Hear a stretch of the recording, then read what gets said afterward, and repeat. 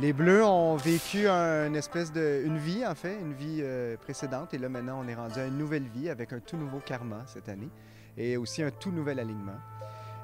Cette année, donc, nous avons Jean-Philippe Durand qui nous revient sous une nouvelle incarnation.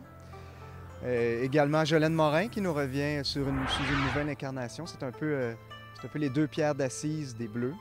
Mais encore une fois, ils reviennent sous des avatars différents cette année.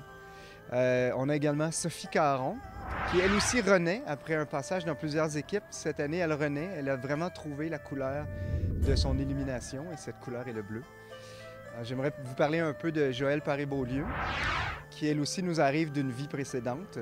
Je considère que c'est vraiment avec les Bleus qu'elle saura peut-être trouver son boudin intérieur. Louis Courchaine, qui est une recrue. En fait, peu de gens le savent, mais Louis Courchaine est la réincarnation de Michel Rivard.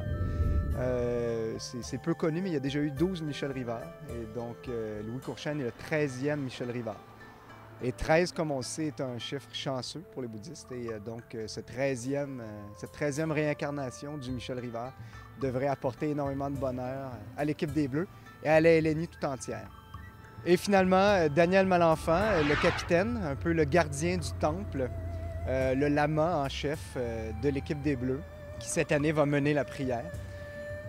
Donc toute cette équipe-là, c'est une espèce d'entité. En fait, c'est plutôt... En fait, c'est plus une équipe. Les Bleus ne sont plus une équipe, mais bien une congrégation.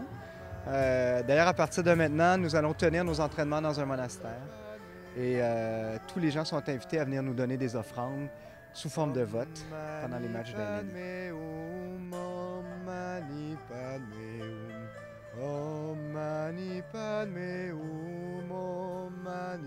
Hum, et ainsi de suite.